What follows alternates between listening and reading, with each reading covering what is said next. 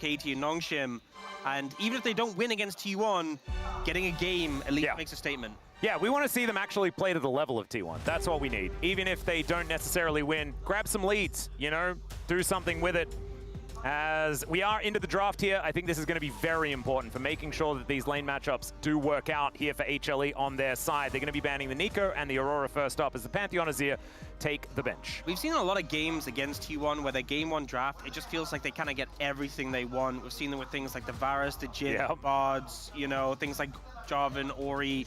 It just feels like teams have struggled to really keep a dampener on the picks that T1 are able to utilize. So we'll see how HLE look to approach this. I think them being on the blue side is definitely a big edge, a big advantage in this situation. They do ban away the Gwen, So we're trading Yunara for Varus, or we're banning one of them and HLE gets the other. That's the story here.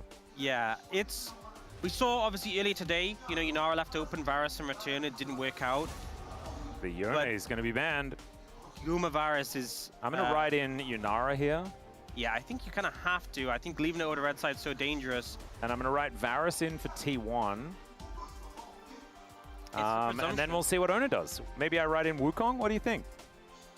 Oh, this would be insanity! They take the Varus instead. All right, I'm going to put a big arrow swapping them on my little draft sheet here that I have for memory's sake. Wow, that is not what I was expecting. It's a bold move. So they're clearly thinking, look, we can keep a check on the Yunara. We can shut it down. We haven't really seen too many teams be able to do that. The pick's been very successful. But again, it's rare to see a draft where both Varus and Yunara are open. We did see it earlier, but Wukong Orianna is such a potent combo. And they know that, you know, with AD carry already taken, they don't have to prioritize the Yunara. Wukong Orianna, Faker's Orianna has been fantastic. Wukong being one of the most successful picks on the patch. It's a devastating combo to play into as an immobile AD carry. And as much as Varus considered a range super far away, there's still so much potential threat with this combo. Yeah, this is kind of crazy. The Xin Zhao, a consideration here. Means that Vi threat is out of the way. We'll see whether that is enough to give Gumayusi an angle towards the Yunara. We remember when she was released, Gumayusi did say that Yunara stands for Gumayusi. Yeah. He was pretty confident, but we've seen it pretty banned against him. I do really like the Wukong take, though, especially Pina has played this so much. 6 games already. His next most, he's played Xin 2 times, so they've really lent on this. We do see the Galio come in for Zeka, so a pick where you will kind of get bullied out in the early levels by the Orianna, but you have that global pressure, and you definitely want to sync this up with an engaged support, which, you know, won't be too much of a surprise for Delight, but it seems unlikely that T1 will let him get his hands on things like the Alistar, like the Rakan, and actually, T1 not even opting to pick up the Yunara in this situation, so just saying, look... I think the Ambassador is such a big deal for Doran as well. He's been so good at this champion. He's been phenomenal on it. They're putting a lot of priority towards the top side, but they're clearly saying, look, Yunara might get bullied out in lane against the Varus. We don't think we need to prioritize it.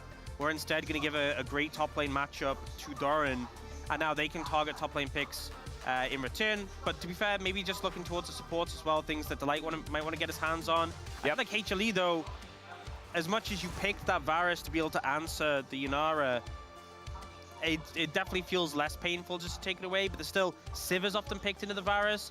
Jin is also something that Guma's very comfortable on. You could definitely look towards that. I would definitely ban Jin, 100%. I think that needs to be taken away. Guma has been so good at that pick. And we'll see what HLE are going to be banning here. The Jin is coming out first, and I think this is the question mark ban. Like, do you decide to take away the Rakan, which Rakan Wukong needs no introduction, especially when there's an Orianna there as well. It gives double good ball carrier. But also Poppy's being banned. It feels like T1 are kind of saying, like, you're going to have to ban the Rakan as much as you want to play it. And then Alistar is up, right? There's too many picks. Yeah. It feels kind of uncomfortable. But maybe they want carry to have counterpick as well, so maybe they are not necessarily as focused on that. The Renekton is going to be the last ban, though. I think if they did want carry to have counterpick, it would have been a Rakan or an Alistar ban. So those didn't get through. And the Renekton is going to be the option here. So Zaya's not going to be playing a Crocodile. I think it's just so uncomfortable because if you ban Rakan here, they just take Alistar. If you don't ban Rakan, Rakan Wukong is so hard to play against. They do end up banning the Yunara, so don't have to deal with that. But no, Carrier could just go for his bot. I mean, I think Rakan is just way too strong in this position, isn't it? Oh, never mind. It's going to be the Bard. So they opt for the Bard in this situation. I mean, Carrier is phenomenal at this point. Yes. Don't get me wrong. I think for a lot of teams, the Rakan would have been a no-brainer, but this is definitely Carrier going to a pick that he has shown just phenomenal proficiency on. And now, Delight considering his options. They don't know the AD carry pick that's going to come through. Varus is obviously typically a strong laner, but Rakan into Bard is going to be a matchup where you have a bit less pressure. Do you still go for it? I feel like Rakan, you're going to navigate things a bit better than if you went Alistar.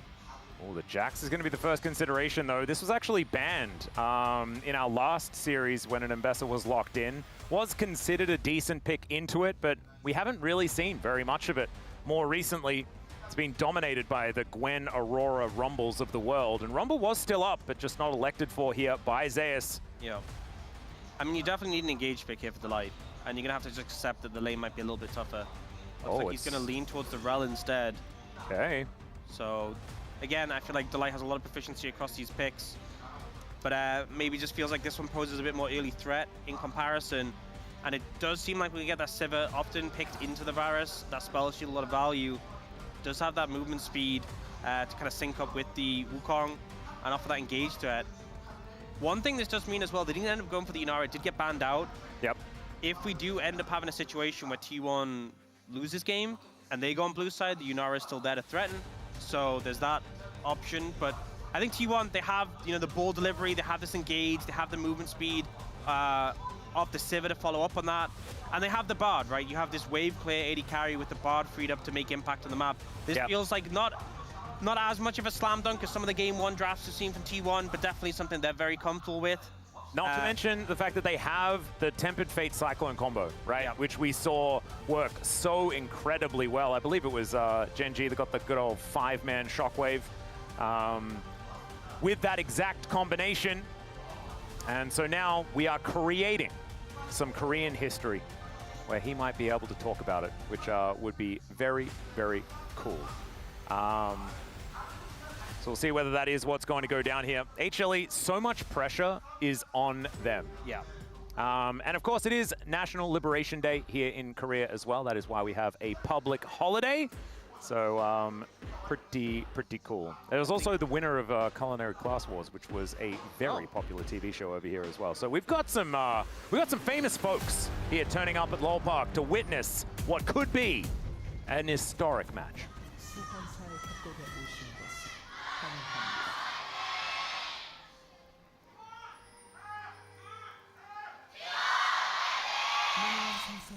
All right, almost blew up my eardrums. Thank you very much, T1 fans. That was very, very loud. And this is a different UI, which is kind of cool. It's kind of good to go back in time sometimes, you know, and to remember what the spectator client looked like. Doing a little bit of history, you know? Yeah, it is all about the history. And we are now, it's present time in the series as well, which is pretty cool.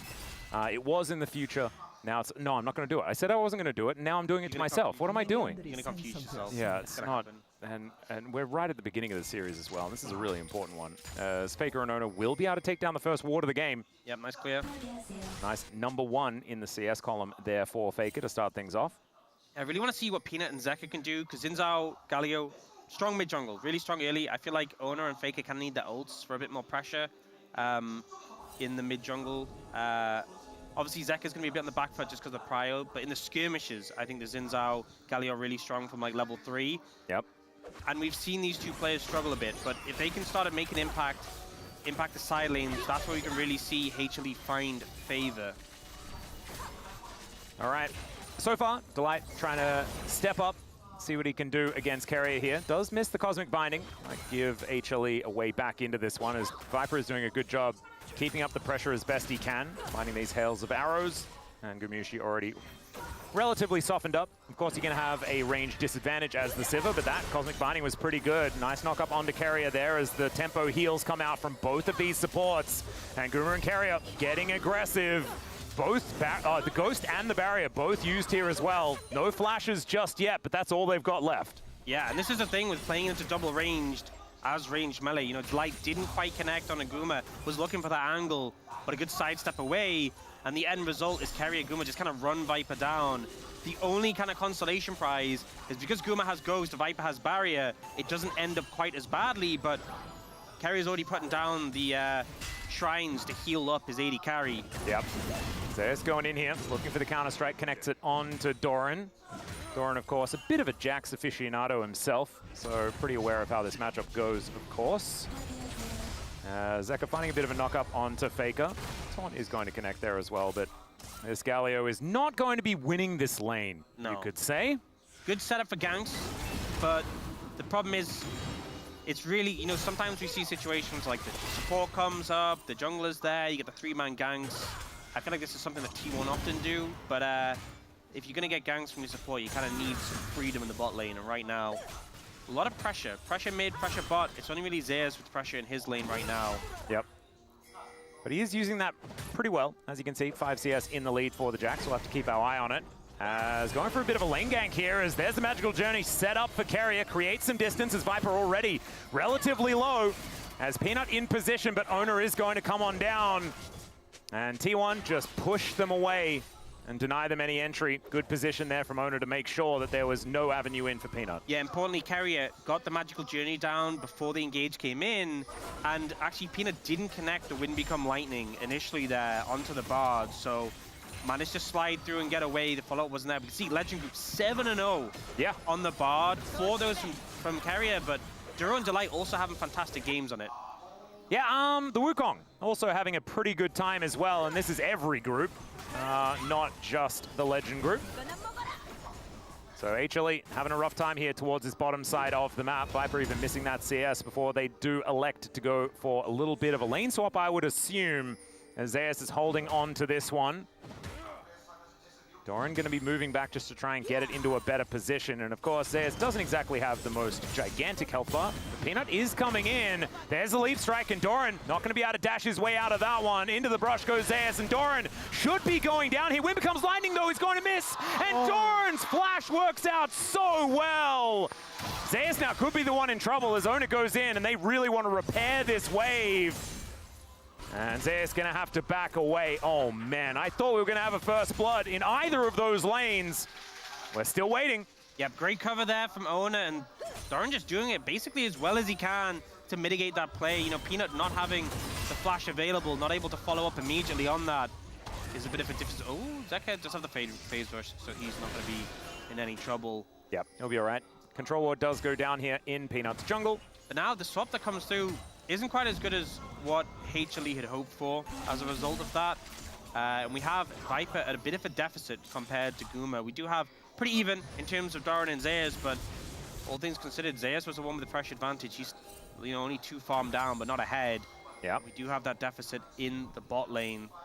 They're looking to keep this swap going as well. Doran is just walking back towards his top lane, did have the teleport available, but the waves were just meeting.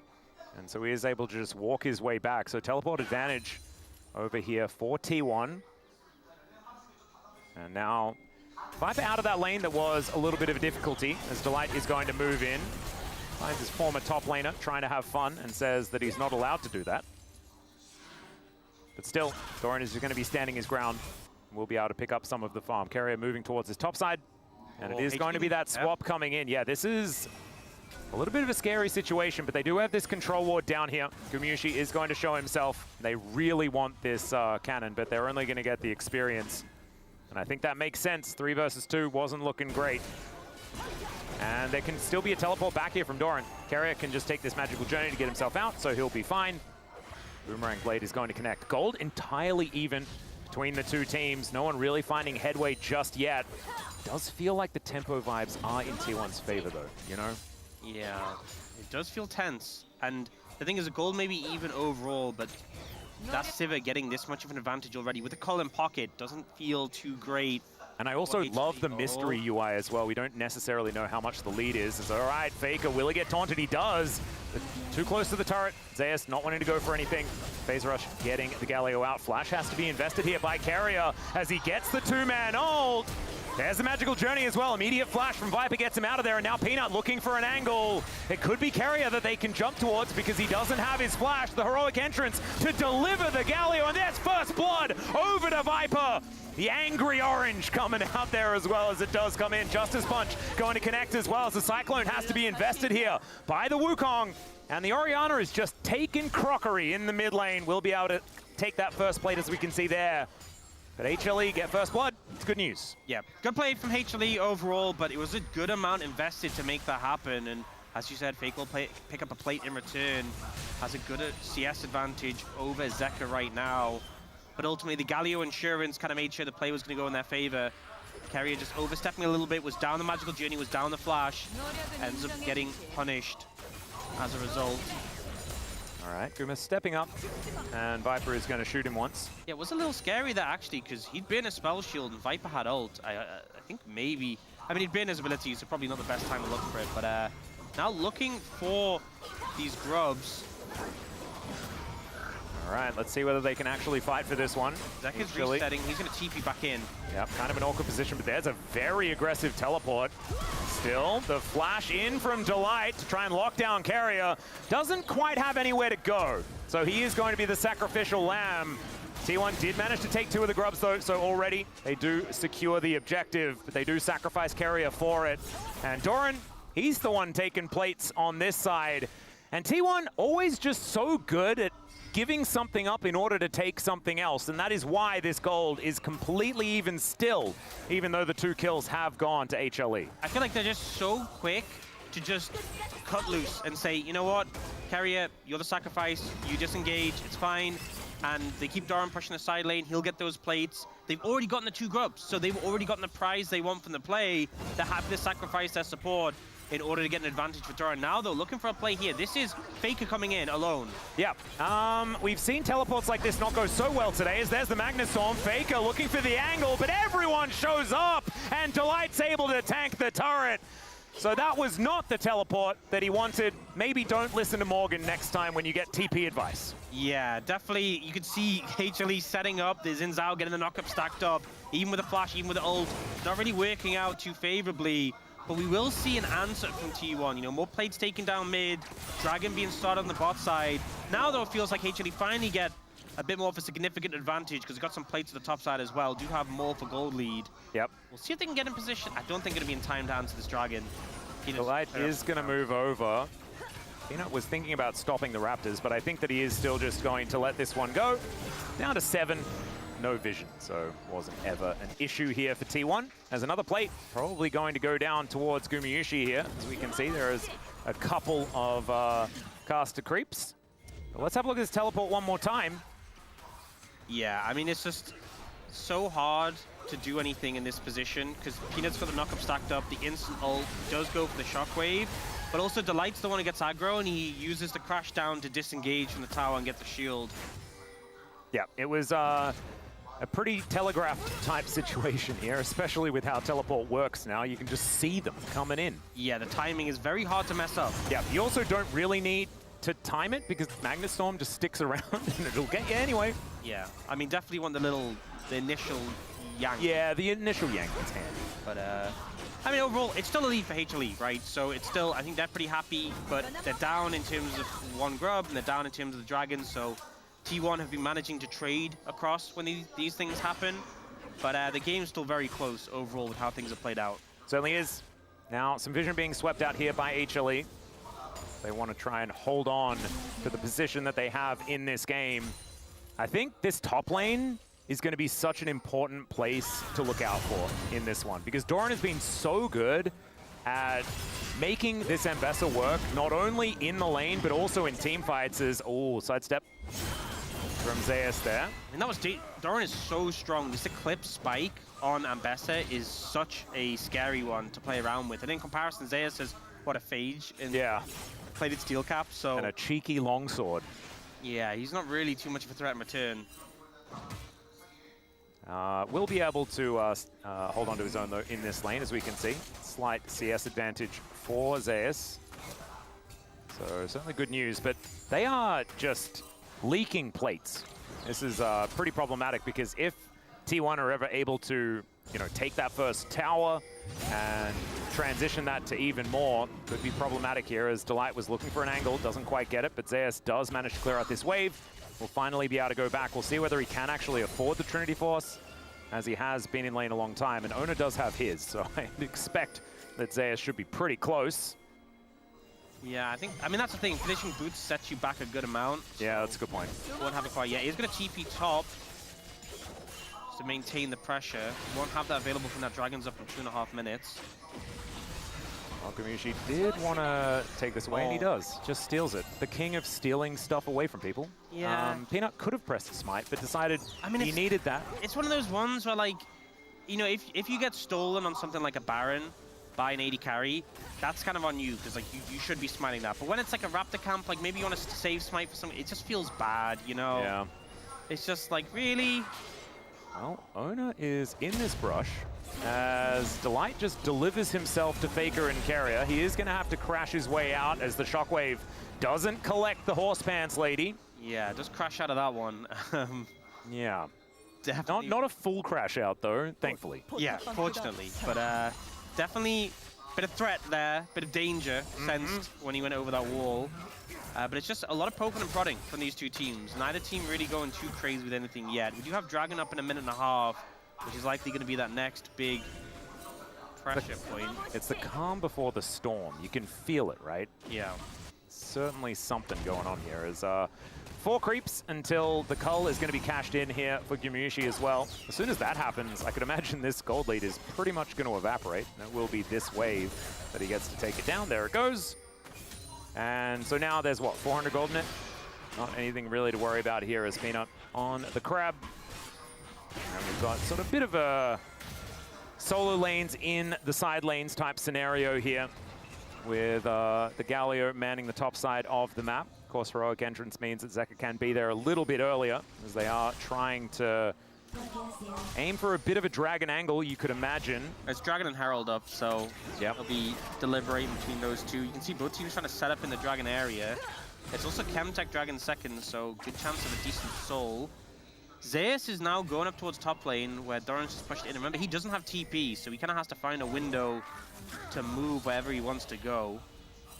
Well, Viper was definitely intending to miss, to bait the spell. Yes, no, exactly. Yes, of course. Yeah, needed to make sure that Gumushi didn't get any value out of the shield. It's very, very important to get close enough to almost hit, but not actually hit. Yeah. That's the next level play. Obviously, we're being a little facetious here. Zeka now moving himself towards his bottom side. Zeus picks up that wave like you were talking about. His Trinity Force is completed, though.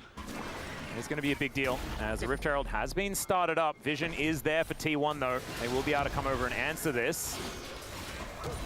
Delight will be able to clear out the Vision. Let's see whether T1 can actually make a play for this one. Tempered Fate is available. Carrier can be pretty annoying as the teleport is going to be invested. Carrier's taking a lot of damage, but he can do a lot of disruption from a long way away as all T1 are grouped up. On the hunt has been popped as Ona walks in, just steals their lunch money.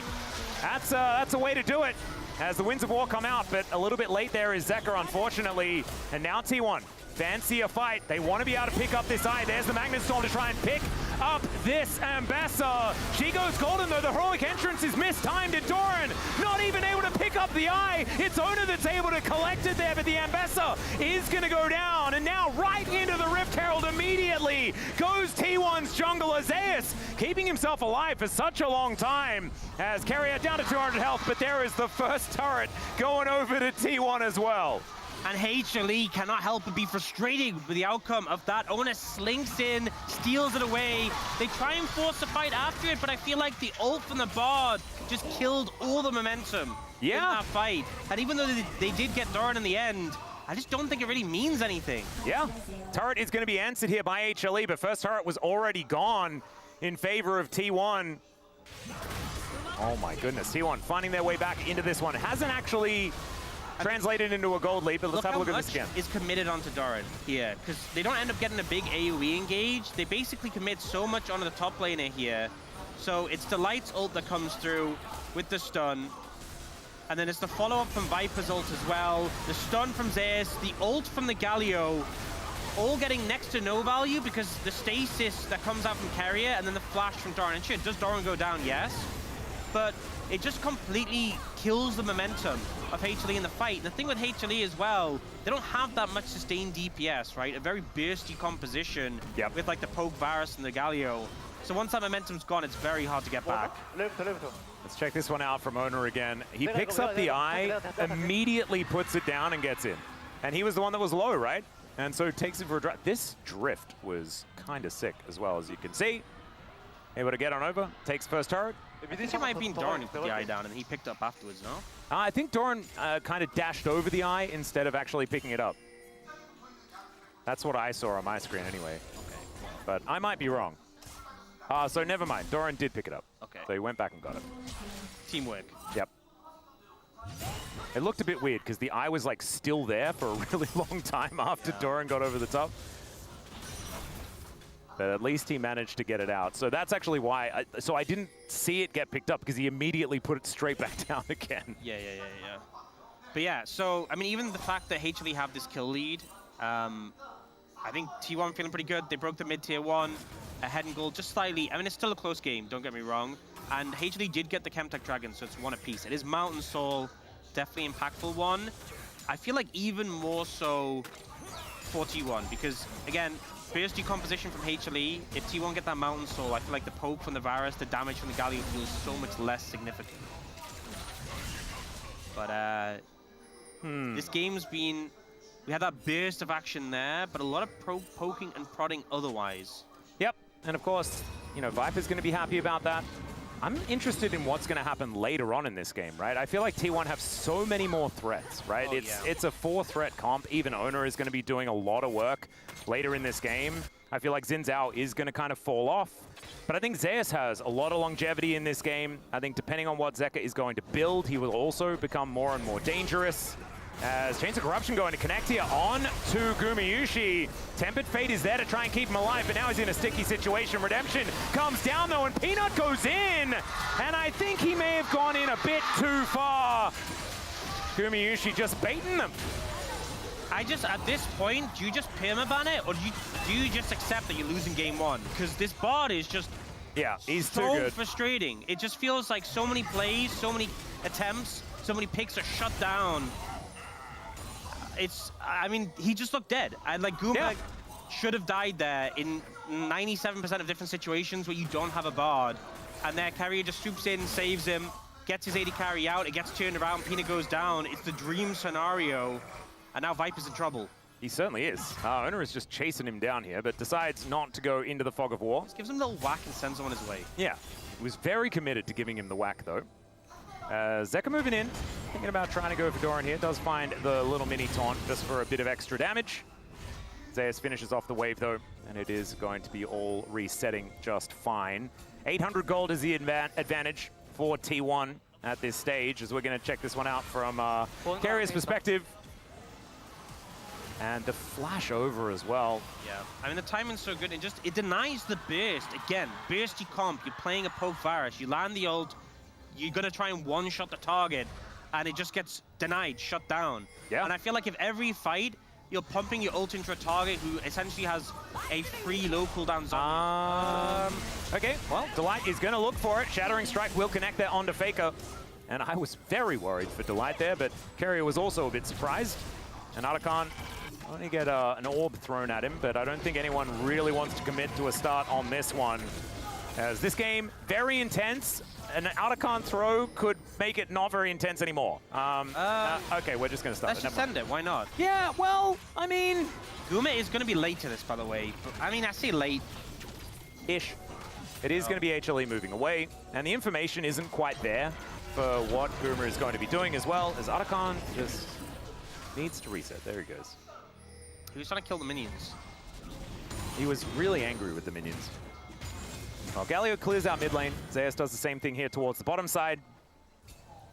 And Doran is moving in. A level down right now on the Ambessa, but 2 items already completed. This is that delicate point where Dragon spawns, but Arakan's up, so it's kind of like, what do we do on the map? Yeah. You know, it becomes a little awkward trying to spread vision across this wide area and try to maintain and control vision. And there's also the danger that someone just, I mean, I don't think anyone's that quick to soul the dragon at the moment, but there is that threat. But if someone commits too heavily, you know, you could just give up Adakan. If you commit too heavily to the Dragon, or you commit too heavily to Adakan, it gives over the other.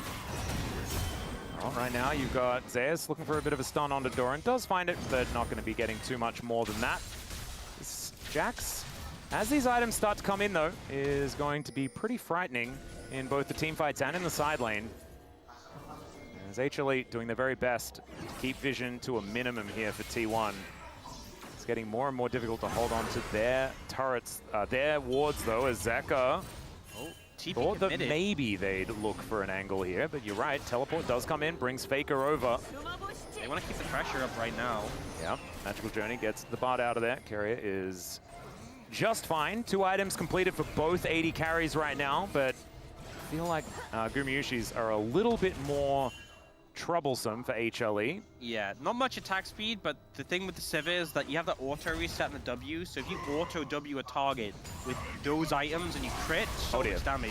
Shockwave going to get eaten by the Justice Punch, but still needs to flash to get himself out of there. We'll see whether he's actually going to be okay, as Ona not quite able to get the knock up. The flash in, the full commit here from Peanut as he gets the knock up. Justice Punch lands, and the taunt comes down. Down goes the monkey. And Zeka will be on the board now. 2-0-2 on the Galio. 2 items just complete. Good punish there that comes out from HLE. A little bit of an overstep from T1, and the buffer from Zeka was super nice, but HLE need to get something from this. They just killed the jungler. They're heading over to Adakan, but notice Doran immediately TP'd up as soon as their jungler went down. They don't want to give this over for free. Yeah, Faker is very low, though. They're lacking a couple of ultimates. One of them is on the monkey that is definitely not going to be showing up to this one. But yeah, they may not have Smite, but they've still got Gumayushi, so be careful, HLE. Redemption going to be keeping them healthy. Happens once again as there's a public execution. Connecting onto Viper, but he does get himself out of the way. Chains of Corruption are good. And into the backline goes Zeka. He finds the angle of Magnus Storm. Also fantastic. No one's dead just yet. Gumayushi takes the Magical Journey to get out, and the Shockwave denies Zeka. The Winds of War will come in, and finally the Orianna goes down. But Zeka may be in trade going down as well, and he does, and Ona turns up with a full health bar to tell HLE to get out of here. I don't know whether they're going to listen to him though, as in they go, down goes the monkey. Gumayushi now in trouble as Zeus takes matters into his own hands, and it's his Magical Journey he's going to be taking as Carrier gets the heck out of there, and HLE will take their prize. Just when you think T1 are getting away with murder, escaping with such low HP, HLE managed to clean them up, win a decisive victory, and get the Adakan. Oh my goodness, okay. Well, it wasn't an Adakan throw, it was just a team fight in the vicinity, okay? It's just fine. This start to the fight though from Doran, I really liked the angle, but it just didn't quite work out. That turret being up meant he couldn't really follow deeper on a Viper. The CC that came in to peel as well was huge. Zeka got in, but just didn't quite have the damage to finish off these targets. And then he ends up overstepping to finish off Faker here. And Kerry and Guma start to run him down. They know they have the backup from Ona. They're like, okay, we can turn this around. Ona's ready to go. And Zeus, level 15, was instrumental here. It just shows how much stronger he is than Ona right now, because when he jumps on him with this stun, he just destroys him. I didn't expect him to just wallop him that hard, and then takes out Guma and starts to move forwards. And you know what? It's been a while. It's been a while since we've seen Zeus do stuff like this, but welcome back. It is reminding us that this is what he's been capable of, and of course, it's no surprise for T1 because they kind of made him. And he now has those 2 terrifying items. Ona does have them as well, but there's a cheeky arm guard on top of it here for Zeus. This Jax has all of a sudden become the biggest deal for T1 to work out. As okay, Zeka could be in a little bit of trouble here as he's trying to get back towards this relatively low health turret. Does have that Justice Punch as the Cyclone does come in. Taunt not really helping out, and down he goes. Nothing they could do about it, but turret is going to still be secured on that bottom side, and Viper trying to get some work done here against Doran as well. Public Execution is going to connect onto this Varus, but he's just trying to kite it out. Double Redemption's coming in there as the Hail of Arrows is going to come on through as Faker finds the angle. Doran's so incredibly low, there is going to be the Shockwave connecting, and that's going to disintegrate the bottom lane. Zeus breaks the arm guard immediately. He's pretty healthy, and he gets on top of Guma, takes him down before he goes out, but it's a double kill for the Sivir as well, and Peanut, he's not going to be winning this fight. T1 reigns supreme. just when you feel like HLE have control of the game, T1 answer back, a pick on a Zeka. HLE overcommit mid, the TP comes in, and they manage to find Viper, find the rest, and shut down HLE. Zeka overextended here, and even with the Justice Punch, you know, it's not an easy target to find a Galio with how tanky he is, but just wasn't quite able to get in turret range before he got the taunt off. Ona cleans him up, and then here, Viper stays up here. He thinks, I've got safety. Zeus is here, Delight is here, but the ult connects onto him from Doran. Great angle there, and Faker's coming in for the flank. So Viper kind of knows, I'm dead. I just have to try and kill Doran before I go down, which he does succeed with. Immediately falters. And that's 700 gold over to Faker as well. Yeah, and then it's Zeus in the middle of 4. And in fairness to Zeus, he does kill his old AD carry. He does. But, you know, it's not a good outcome at all for the side of T1. And I think the only consolation prize is that by taking down Guma, it meant Baron didn't go down. Yep, and also the Dragon didn't go down either. Yeah. Because T1 got a little bit distracted by that one. As we can see here, T1 with a slight gold lead, but it's like not even really a gold lead. It's kind of absurd how close this game is. We said well, I said definitely coming into today. Yep. I wanted a close. I want HLE to show up and show they can compete with T1, and we are definitely getting that out of this game 1 at least. The thing that we need is 6 games. Oh yeah. That's what we need today. And so HLE, they're required to win at least one of them, okay? They can win 2 as long as they let T1 have one back. That is just fine. That does mean that we would reach Peanut's milestone as well, which is pretty cool. He requires 3 games in order to get there. But we're getting a little ahead of ourselves as this game is far from decided. As Peanut gets that Crescent Guard, he's going to be able to use that to keep himself alive. But that is a big ulti now on cooldown. They won't be able to utilize in the upcoming fight. Yeah, and actually Peanut doesn't have any camps on this side of the map. So normally as a jungler, you just go clear your camps, heal up again. Does have red buff though, will give him a bit of sustain. And also can actually get some help off the ward. Yep. But classic Xin Zhao stuff.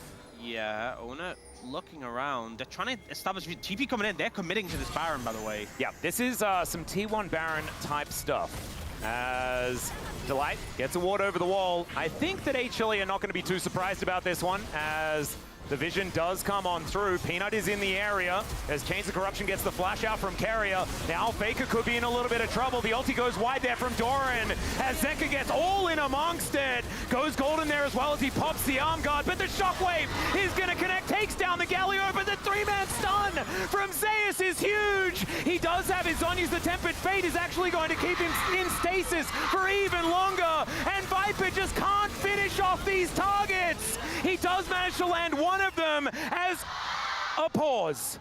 And Viper is the only... How do we unpause this ever? Yeah, a tense situation. Not sure what happened there. But, who paused it, I wonder? I don't know, but that was looking pretty good for T1, I think. It was. Yeah, the T1 had more guys alive. Yeah, they did. They absolutely did. And it felt like a little bit lacking in the DPS department was HLE there, not really able to finish off targets. You can see them moving forwards, and it felt like the momentum was in their favor, but people just weren't dying. And generally, in terms of winning a fight, that's pretty important. Yep. So we'll just have to find out. Maybe with the slow zoom in that we're getting onto Zeus, maybe it was an issue that he had. I assume to have paused in a situation like that, it'll have been something really significant that really massively impacted what happened. Absolutely. So we'll wait until we hear what happens, but... There's no AD Viego in this game or anything like that, is there?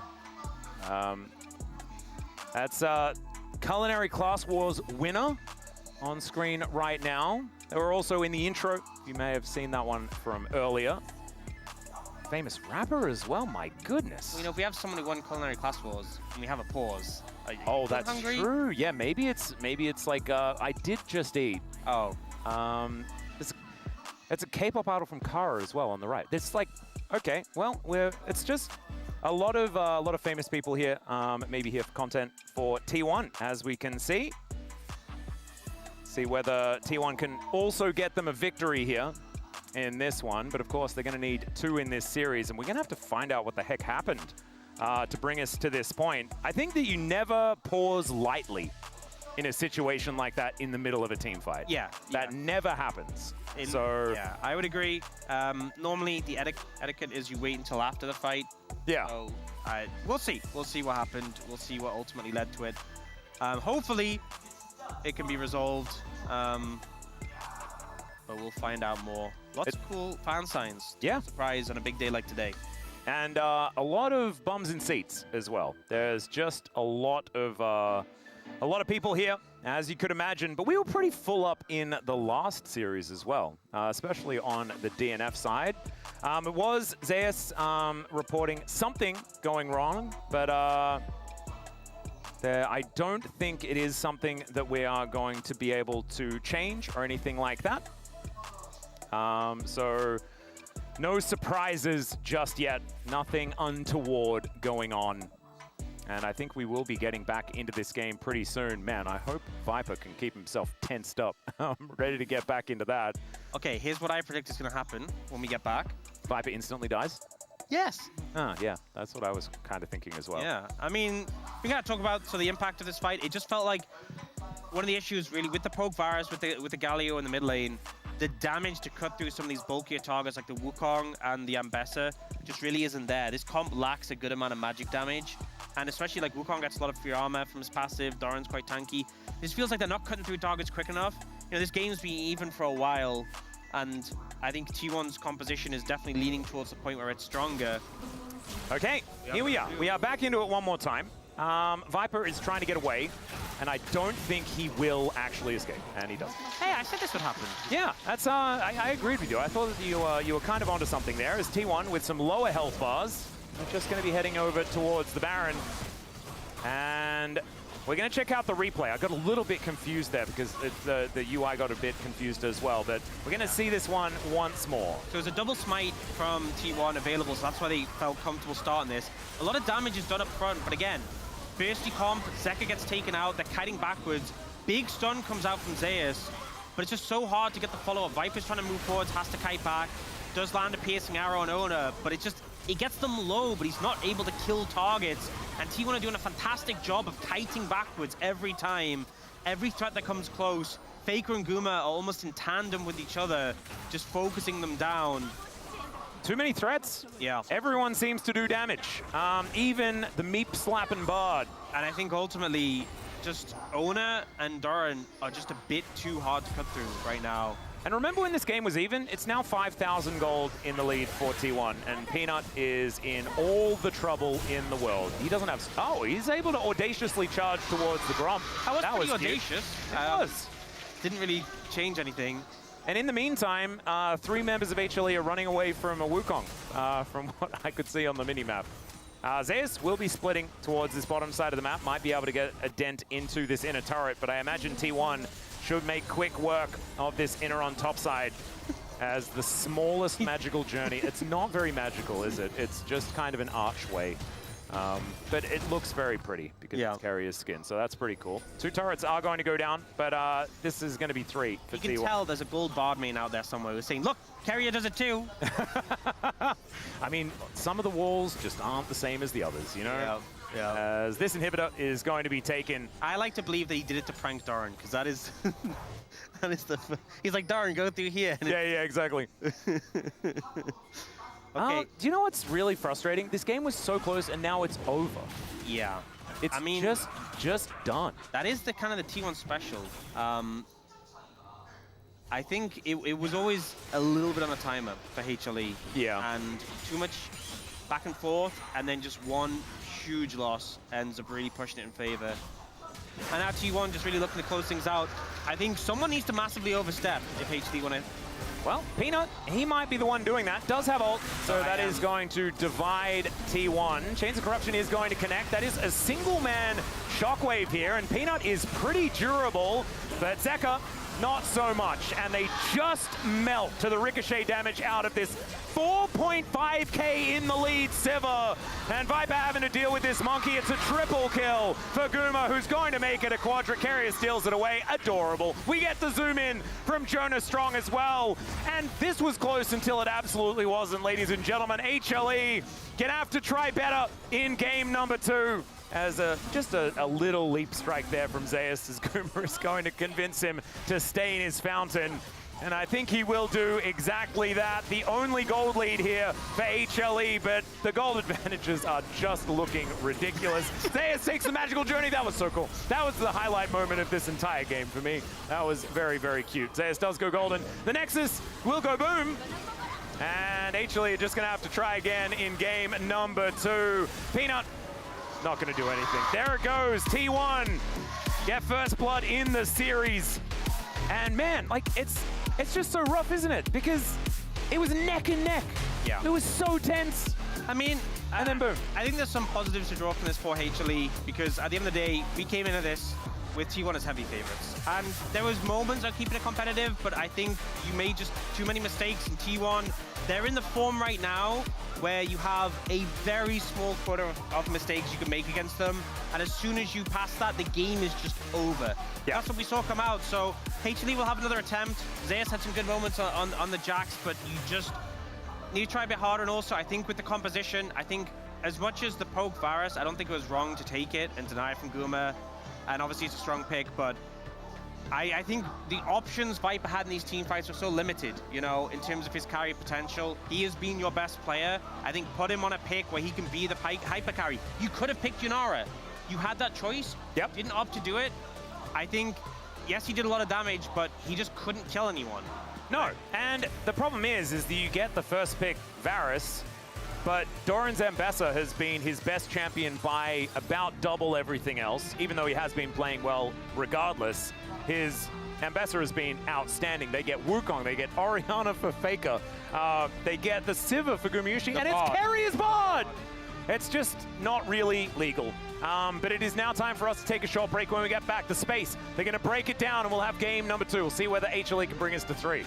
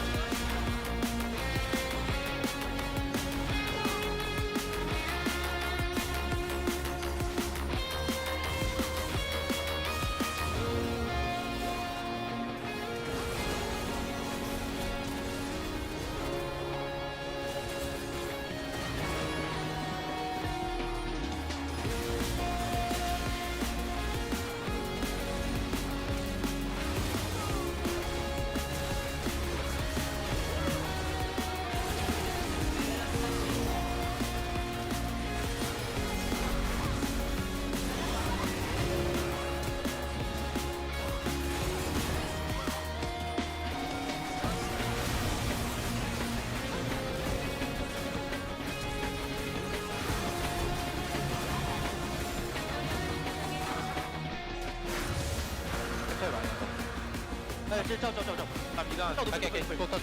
위로 당길게. 위로. 위치만 봐. 상대방 근처에 있다. 위로 당길게.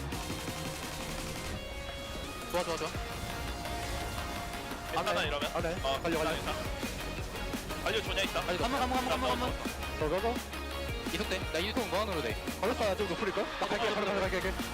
네. 얘도 1초. 야, 펜타인데? 펜타 줘봐. 나 펜타. Yep. And I think it's just that you can't stomp them all down.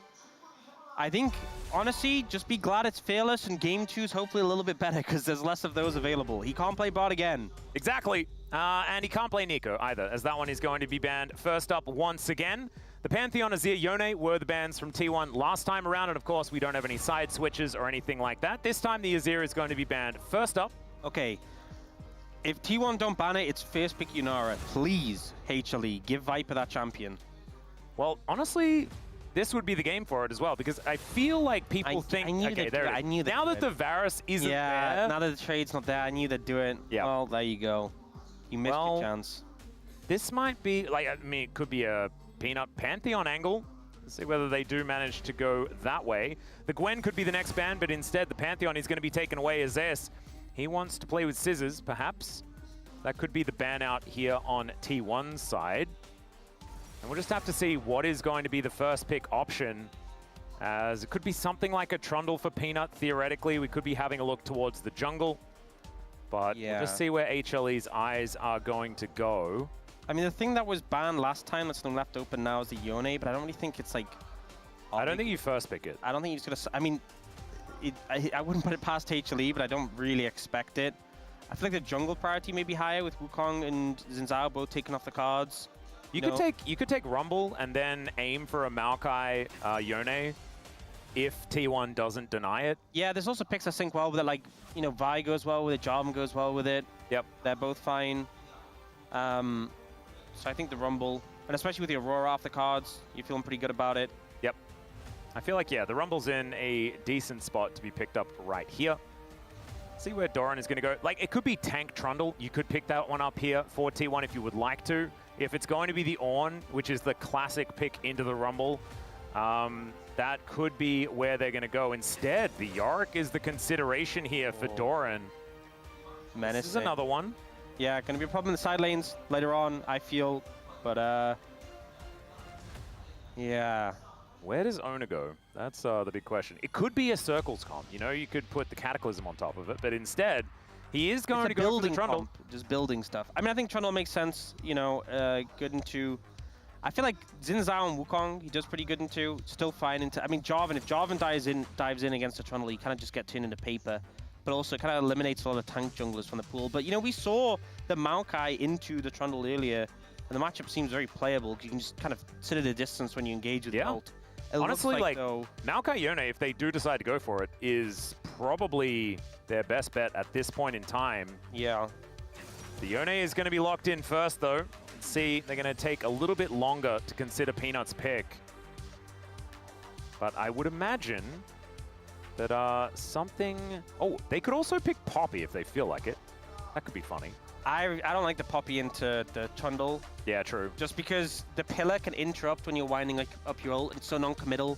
Yeah. Many other champs you have to like fully commit to stop that, and you can just pillar her from distance and you turn her into paper. Yeah, she's a tank, so yeah. And so it is just going to be what we were talking about before. Yeah, I mean the modern builds with Poppy, you kind of build it like Bruiser. Yeah. It's not as bad, because she's still very tanky. But yeah, I think the Maokai is the right pick. We saw that matchup earlier. You can build him AP. You can also just play at a distance. You don't have to engage with your body as Maokai, which so many other tank junglers do. And Peanut was undefeated on this champion for like infinity time last year. It was crazy how well he was doing with this champ. It's definitely comfort for him. I feel like for Faker could honestly just play like... I mean, he's going to go towards the Annie. I was going to say he could play like the Rise, but we'll go for the Annie here.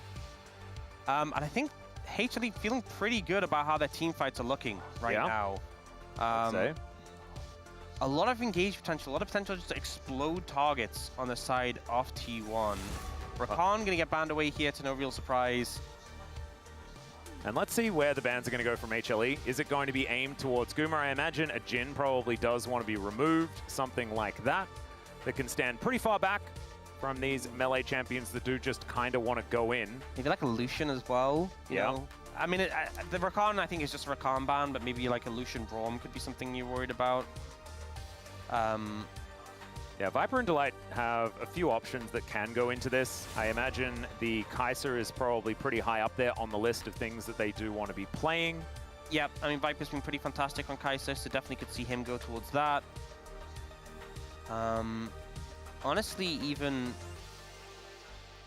Yeah, I mean, he could play the Lucian himself. Yep. I think Zaya's also fine.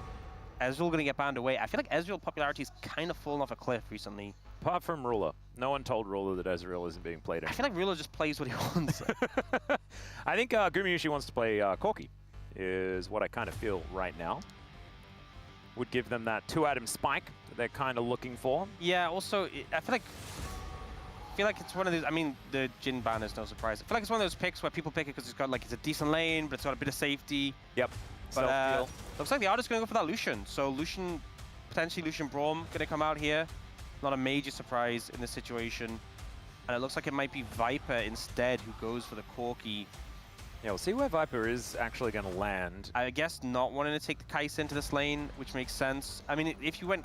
I feel like just taking Kai'Sa plus whatever into Lucian Braum would feel so bad. Maybe not as bad if you had Kai'Sa Nico, but it's still not good. Yep. And I think maybe we're expecting Gumayusi to prioritize it. Okay, Delight is just playing Blitzcrank. As Keria did obviously want to play Braum. Braum Lucian has been the lane, right? See whether he does pivot to something that's a little bit better into the Blitz, but this is the classic Maokai Blitzcrank. We've seen this so many times. And it was a Gen G special, but the players that you might see here were just kind of on that team instead. Yep. And the thing is, I feel like it's It was Lehens and Peanut that were doing it together, though. It feels really bad because no matter who ends up soaking it, they can kind of just be a target. Unless HLE fall really far behind, and then you just kind of run them over when they grab you. I do think Braum, as far as champions go, like you have your little dash to try and avoid it, you know? Yep. And McHale's would go a long way as an early rush, and also with Spell, we can kind of go cleanse, so that'll help. But I just think HLE, they have a lot of team fighting tools, they have the setup for picks. I think they have everything they kind of want in this situation. I think T1, they do have pressure in the bot lane with the Lucian Braum, but other than that, I think lane pressure is kind of the angle that T1 are looking for. But I think in terms of what they offer in the 5v5, I think they're kind of lacking overall. I would agree. Prankuro, what are they interested in? I want to know what this is about. It's definitely, this is about momentum. League is about momentum, is what that said. So, well, let's see whether we can pull some momentum back on the HLE side. T1 certainly have all of it right now, but the composition, I think, is a little bit less T1 favored this time. See whether we can get 3 games.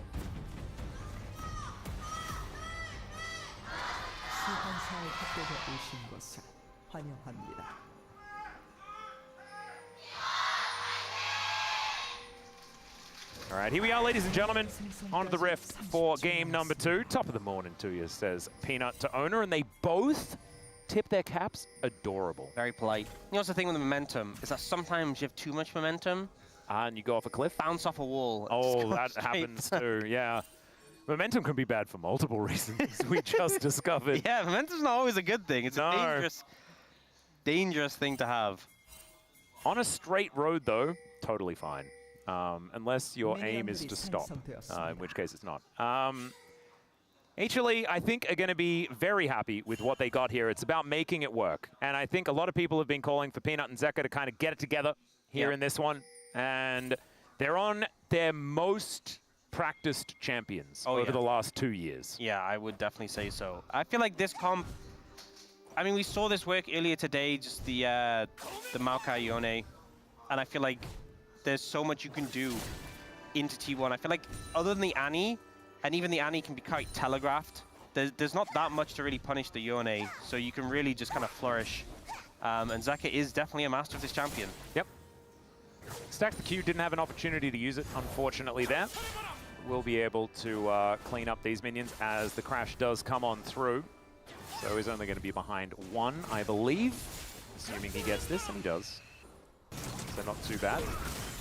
As Delight is just going to get stunned up immediately here in this bottom lane. One of the things is that you pick the Blitzcrank because it syncs really well with the Maokai, and you're like, hey, we can do that cool combo, that's really neat, but you then have to play Blitzcrank into Lucian Braum, neither of which is super easy to grab because they both have dashes, particularly the Lucian, but also they can just kind of beat you up. They do that walk at you thing. Yeah. And then if you grab them, then they're even closer to you, and you've made their walk at you strategy work even better. Yeah, this is kind of what happens. The target who is way easier to grab is the Braum, but by grabbing the Braum, you have provided something that Braum tends to lack, and that's a gap closer, which is a very dangerous thing to do. Yeah. And then it's Lucian, so he stacks the passive up so incredibly quickly. So Braum just needs to tap you 1 time. And then things are looking real rough. As Peanut is aware that Owner is here, but T1 has the inside track. There is the ward going down. Let's see whether Peanut can actually steal this one away. The answer is no. Kennel will keep him out as the hook just goes wide. I think Delight was aiming for the red buff. Yeah, I think he was. He just didn't quite have vision. I think it was grab it, and then Peanut can like Q smite it. The sweeper was a little bit too powerful. And here it is, 82% win rate. Peanut is pretty good at Maokai.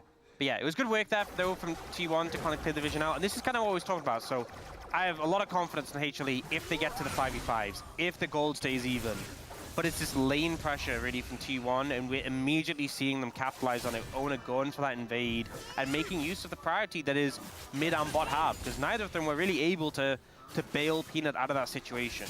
Yep.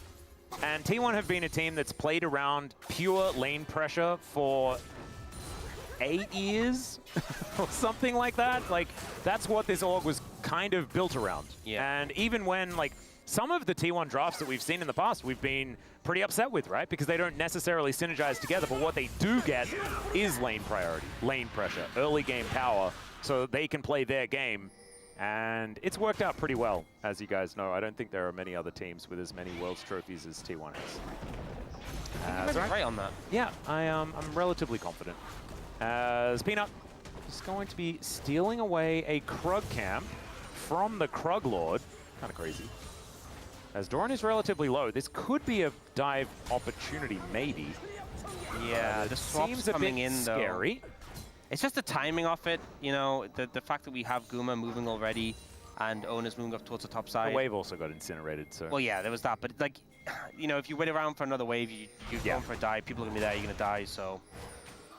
Just going to take the shellfish where they can find it. And Peanut is probably just going to go for his topside camps. So he's going to move in and try and deny the freeze here. And that will be successful, as Guma does successfully also collect himself the cannon. Very nicely done. Zay's closing in on level 6, and they're not actually going for the swap yet.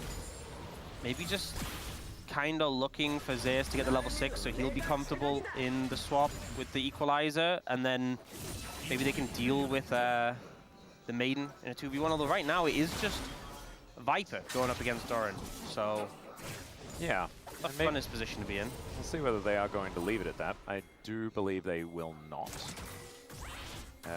Zeus trying to get that heat to a good spot. See whether Gumyushi is going to be all right. There's the equalizer that you were talking about. The flash knock-up, and Delight has guaranteed the kill. That is first blood over to Zeus. And he was the guy getting the most done in the last game, and they've set him up for success again. Yeah, good early pickup. Zeus waiting around, and Guma definitely not expecting. Oh, no. Yep, Peanut also in a little bit of a rough spot. Is going to go for the early flash to deny Faker any sort of engage. Definitely the right call. That looming threat of the Tibbers was coming in. Peanut gets away. But yeah, as I was saying, Zeus waits around definitely longer than Guma expected. They managed to find the play. And Delight doesn't even leave it in doubt.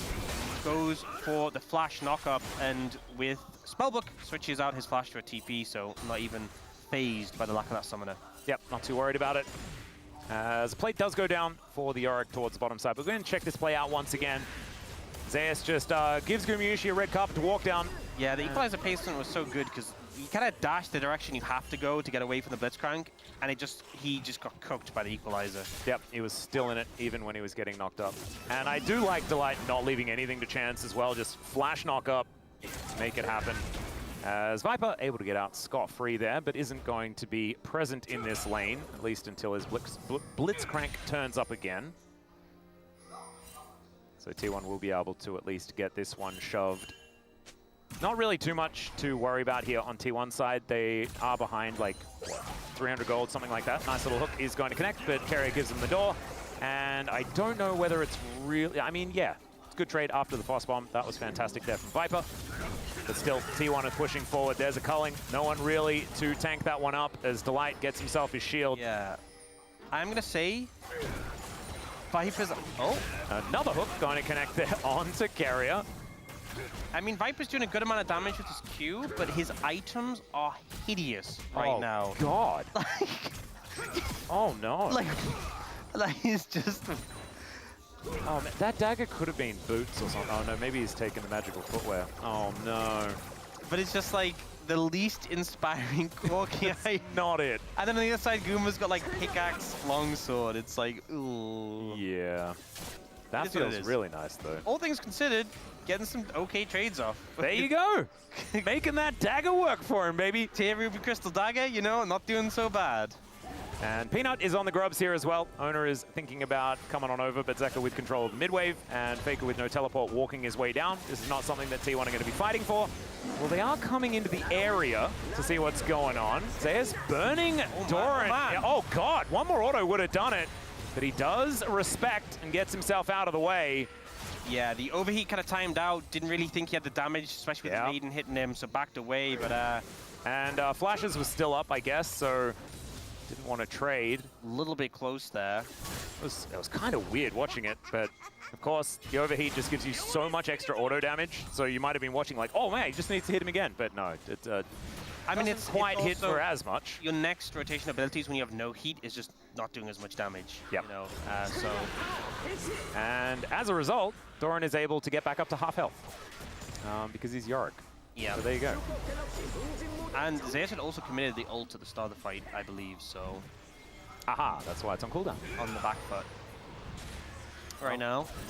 Doran just wandering around with his Maiden. These ghoulies are just so annoying here for Zeus to deal with. You're getting a little low in the HP department there. He is. He's trying to act tasty, I believe, as Ghoul 1, 2, 3 will be taken down. Does secure himself the cannon. And Zeus just fine for now, retains that slight gold advantage.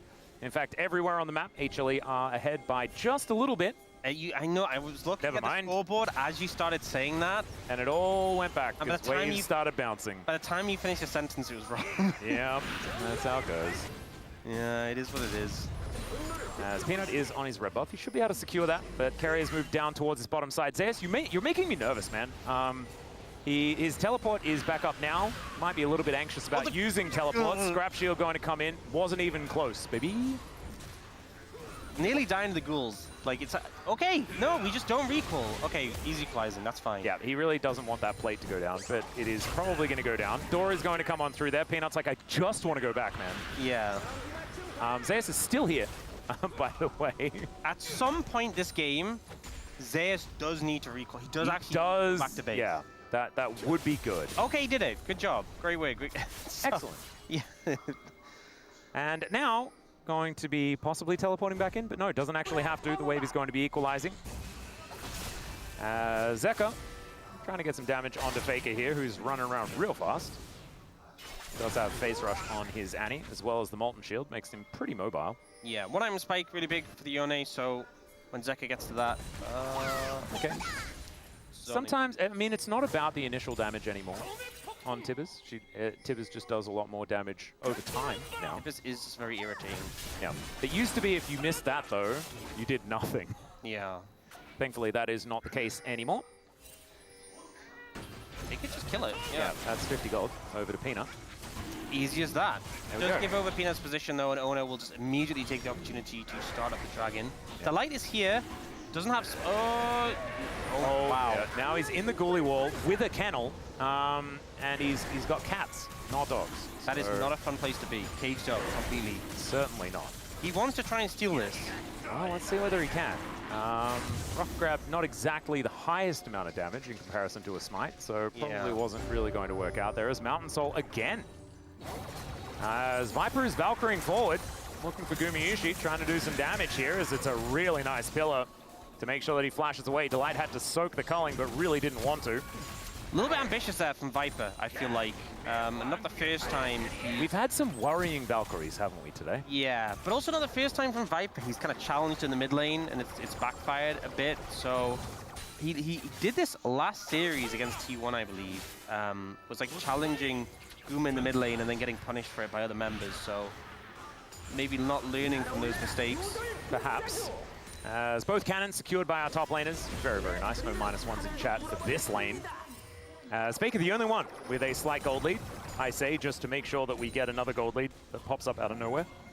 I think it's important that T1 have the 2 dragons in pocket, right? Because they're kind of securing some insurance going to the later stages. But I feel like the fact that HLE, even marginally, are ahead in gold feels pretty good with the composition they have and how they're looking in the 5v5s. I don't think anything's going to be clear-cut, especially not in a series with T1, but definitely some positive feelings. I would agree. Carrot ghosting in. Spellbook is a heck of a an option. So Carrier just happy to run around real fast. You know what? For a long time, I feel like we missed our Goofy rune, right? And Yeah, it we is our really Goofy did. rune, and I'm glad to have it back because we had, we had Omnistone, we had a Kleptomancy. Yeah. We always need a Goofy rune. All right, Equalizer is just going to destroy the wave. So T1, even with all these people here, is not going to be able to get much done. Oh, okay. The Maiden micro of just walking away slowly. Nailed it. Beautifully done. It's kind of, it's a cool composition too, isn't it? It's the double summons comp. Should have had Ivan. Yeah, true. Where's Daisy? Ivan, and then we needed a Nico. Oh, goodness me. And then a Wukong. A Wukong carry. Yeah, it's perfect. Maximum, just annoying. So many clones. And oh, we need Shaco. Where's Shaco? Oh, too many to fit in. Yeah, there's actually a few too many. Maybe we can fit them on the other side. Maybe they of the should rift make it as well. so if you pick 5 clone champions, you get like a 6th automatically. Oh, yeah, like a set bonus. Yes. Oh, that's cool. That's what League of Legends is missing. Set bonuses for compositions. I think so too. That would be pretty cool. We're really cooking here. Would make the pick and ban phase a weird time. As you try and build for a set and then all of a sudden ban. Second rotation. Yeah. Guys, they're going for Exodia. Yeah, exactly. Maybe we should ban it. Well, teleport from Zeka here, just to deny the dive once again. They really want to protect Zeus. The Maiden, though, keeps living on like 100 HP, so... A lot of maiden value here for Doran. He's also about to pick up his Trinity Force at the same time. Viper finally turned his eclectic mix of items into a Trinity Force. That feels great. Yeah. Double Leandri Spike coming in as well. We did get the Ionian boots from Zeus. Shout out to Huni, who's probably... upset. Hopefully not watching, because he wouldn't feel so good about that. No. Yeah.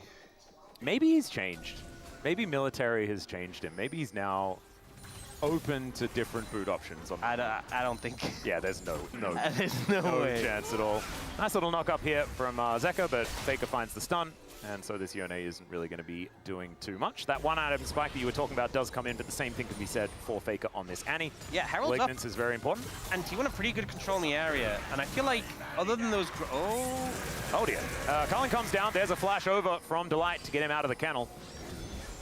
But that is still bad news here for HLE. No flash hooks or flash knockups to come down from this Blitzcrank. Could be problematic.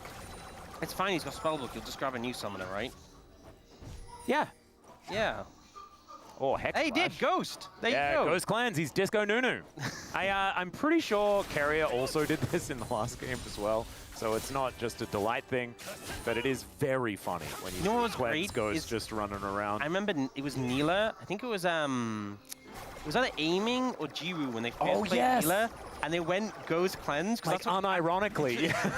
It's just so funny to see. The classic. Oh, you know? so good. No, guys, I'm not trolling. This is legitimate. Yep. Spectacular. Just great form. Well, Rift Herald going to be taken once again. This was a dangerous time for HLE last time around. This time, Gumayusi making his way in. Ona over here as well, as Faker is now going to be moving down. Nature's Grasp. Away! Of course Gumayusi steals it. That's exactly what's supposed to happen. The ulti's going to pick up Tib as Faker is now isolated, as Peanut and Delight are set to take him down, but Zeka is also dead. So mid laners are going to get traded, and now the teleport from Doran comes forward. Tibbers goes down, but I think Peanut is also going to be dead, and there he goes. Viper wiped off the Rift, and it's all of a sudden just a disaster for HLE because Zeus didn't have TP. No, he did. I think Doran stopped his TP. Oh, and then TP'd himself. I think that's what happened. Ghoulie wall value. I think that must be it. I'm sure we'll get a replay showing that, but yeah, I mean, the thing is as well, the Rumble could have made such a difference in that fight. I do think HLE didn't play it perfectly, but the fact that they got the member advantage, big team fight win that came through, how does it just keep happening? Yeah, why does Gumayusi keep taking these? Okay, there it is. It was on 118 health. Peanut smites have been not the greatest of his career over the last few games. If you look at him on the tower, he starts TPing, and then Doran moves in and cancels it with the Ghoulie wall under tower. Yeah. The Rumble can't go there, and then he runs away and does his own TP. And also, there's no way, even if Rumble knew exactly where he was, there's no way for the Rumble to do anything about it. Yeah, yeah. And then he provides, the TP's perfect because he's the blocker that stops them from, cuts them off, stops them from getting away. I mean, That was gorgeously played. I think the fight was already going pretty well for T1, but Doran just secured. He made sure they won that massively and had a huge advantage there. And now 3 dragons. Exactly, and it's also like they managed to get feats of strength as Gumayusi. Peanut is going to find him, denies the grab, but in comes Owner. He's going so far, still Viper doing enough damage. Subjugate going to be used onto Peanut here as Carrier turns up, but a little too late to save his 80 carry. So Guma oversteps just a little, and HLE might be able to find a way back here. But man, it is such an uphill battle because it's sole point. They've had the first 3 dragons so quickly taken away.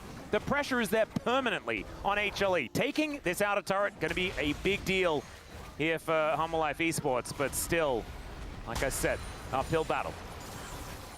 Yeah, I mean, this kind of in that pocket of vision where, you know, your jungler's there, you feel like you're safe. Peanut even has the perfect timing to interrupt the dash and the follow-ups there. There's just not much you can do. It's that perceived safeness when you have vision all around, but there's one little hole. Yep. Did you get the Herald coming down? Carrier, he's going to be the one driving it into the turret this time around. And they do manage to get the crash. There's the Nature's Grasp, though. Let's see whether they can find it. Carrier picks the gap with the ulti. The cannon minion was the only one left alive to block the grab. Oh, no. That was a kill. Wait, did he get the cannon, though? I believe someone got the cannon. There we go. I mean, I think that means it's fine. Gone to the aiming school. Silver lining. Silver lining. Yeah. It is going to be an outer turret falling on the bottom side, so now gold lead back in HLE's hands. He technically didn't miss the grab, you know? I think that's the important thing. Well, yeah, he didn't miss it, because it hit the cannon. There you go. Beautiful. It's the important thing to highlight. Gumayusi going to be able to take down that ward pretty comfortably. You always get a little bit nervous when there is a blitzcrank there, and you don't have full vision of stuff over walls, but I will say, game feeling, even despite the fact that T1 of those 3 dragons and they had that big teamfight win, still feeling less doomed, I think, than the last one started to towards the end, because just the 5v5 power of HLE, but the execution is going to be important, and also that looming threat of the soul is so big, especially when you think about how a lot of the power from Peanut is going to be those saplings. You know, he's going this AP build. If everyone on the enemy team has those mountain shields, you're just essentially eliminating a big part of Peanut's kit. Oh, this is interesting. Zeka is here towards his bottom side, but Zeus is down there as well. Double TP available for Zeus and Zeka to turn up together. There is going to be an Otacon start, and might just get both TPs here. Well, they will need to invest them. As are they even going to do anything about it? Well, teleport is going to come on through. There's the TP from Doran just to make sure that he's here for this fight. Shield bow picked up for Zeka as he shows up. The Otacon still up and alive. Doran going to be the first one to go down. It is going to be the Otacon secured by T1. Massive ulti comes through, but T1 are still standing. The equalizer enough to finish them off, and Faker not able to make it out as HLE turning this into a bloodbath. Down they all go, and Otacon for ace is the trade HLE get. There's the teamfight power, there's Zeka's Yone, a huge sweep up of all of T1, and a dunk comes in, and HLE answer this ambitious Otacon rush. You see it starts off, and the focus from HLE, it's double smite for T1. Carrier has a second, so they don't even really focus on the Otacon. They take out Doran quickly, big burst of damage come through, and that sweep up God. Zeka so big, gets so many members low. The equalizer clean up as well. Faker even tries a TP. Zeus flashes over the Tibbers to clean up. And I love the angle as well that Peanut took to cut them off. The fact they get them all, the oranges come up, and HLE, it was looking close, but they're now 3,000 gold up in this game. Look at that gold graph. Yeah, absolutely massive swing. I mean, T1, they did get the Otacon, so there is at least that. HLE with only grubs to their name as far as the objectives are concerned. But now, huge advantages to be picked up here by HLE, and I imagine in 40 seconds, they should be able to use that control to deny the soul. But we'll see whether T1 do decide to go for another team fight. I mean, another really important thing to say, and that is, Ji-Sun contacted Huni, and he said, no, people never change. He still hates the Boots of Lucidity. Don't worry. What? I'm just glad he's stayed consistent. Yeah. Oh, okay. There's the ulti out from Carrier. Peanut is the target. Nature's Grasp going to be invested here as the hook. Just not quite long enough, unfortunately, as Zeka looks for the angle onto Faker. And Delight, not quite landing these hooks, unfortunately, in these team fights, but they still have the control. I think this is T1's call to back off because a lot was invested. They didn't find what they wanted. And I think too many ults down. You don't need to fight for it either. It's a lone Drake. Doesn't actually matter. Oh, if you want the direct quote, by the way, that we've got the actual chat. LOL in all caps, no ... human never change. As the Drake does go down. T1 successful disengage. I miss him so much. Hopefully he comes back after he's finished with all of his extracurricular activities. But yeah, and the thing is, as much as they had a big goal deficit there, T1, you know. Wait, he said military training changed me. I accept new boots. What? How did he change? But instantly? He did change. Did he change mid-conversation? He lied to me. I am so confused. That's the newest reply. He just said it. He changed his mind. I feel so conflicted now. During the conversation. Okay. I don't know what to make of things anymore. I don't know who I am. Where am I? I don't even know what's happened in the game. I've been too busy focusing on what Huni has been saying about Rumble's boot choices as T1. Oh, so patient. Waiting in that brush as this turret is just on its last legs. Oh, the light? The light is just going to walk too far forward. Not able to get any buttons off at all. As Ona able to run his way out of there as well. Zeka unbinds the soul, but now they're without their Blitzcrank for 30 seconds time. He has TP to make his way back. Equalizer to try and thin out the wave. But I think they will still have enough to take down this turret because they didn't really need minions, let's be honest. Yeah, good pickup there from T1. You know, Delight just trying to step too far forwards and is punished on that angle. And T1 showing that despite the fact they fell behind, had a little tumble at the other count, they're still finding angles into this game. All right, let's have a look at it again as Delight walks too far. Yeah. Yeah, and also, you know, with the Maiden, I mean, the Maiden wasn't there, but with like the Maiden and the Ghouls and the Tippers, not a fun Blitzcrank game when it's in the 5v5s. Yeah, exactly. A lot of stuff in the mixer. Yeah, you just get to like put a big bear in the way of the hook. Just doesn't feel very good at all. Yeah. No, not again. Don't do it again. Don't do it again. Do it again. Oh, God, he actually just did it again. Literally. Not a replay. Just died to this. But now Baron's up. Yeah. And he didn't teleport, so at least there's that. Still has that one available, as Doran with a level lead up against Zayas here towards his bottom side. Now has a gold lead as well, as we can see. And Ona is just going to start hitting the Baron. Okay, they have a blue trinket on Viper. That's thrown down. Ona's very low already. I mean, they are just going to continue onto this. 7 seconds on Delight, as Faker is going to move on out. Redemption does a lot of damage, actually, alongside the Baron. Oh, Faker's looking. Yeah, Flash Tibbers comes through, but Zeka is immediately going to cleanse that one off. There's the Nature's Grasp coming through. Nice knock up. It's only a single ulti tag there from Zeka, unfortunately. So not the big one that we saw last time around. And another battle towards his bottom side as the Maiden is going to get taken down, but the Equalizer not enough to take out Doran. And so HLE stop the T1 Baron. But remember, like, HLE are the team that theoretically should have control, should be the ones in the lead. It just doesn't feel like the tempo vibes are with them right now. It really does not. It feels like control definitely in favor of T1. Now they are looking for Doran. Doran, oh, I think he's just dead. Yep, this is a tough one. Zayas trying to follow him up, but Zeka able to stack up that Q, gets over the goalie wall as well.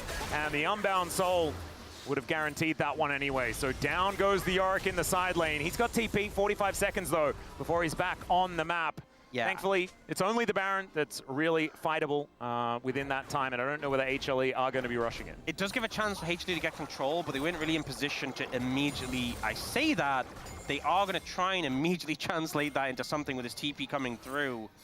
They're moving towards this, but you can see the timer ticking away. Doran's not off the map for long. Yeah, this is, at least they're going to be able to get in and get some vision down.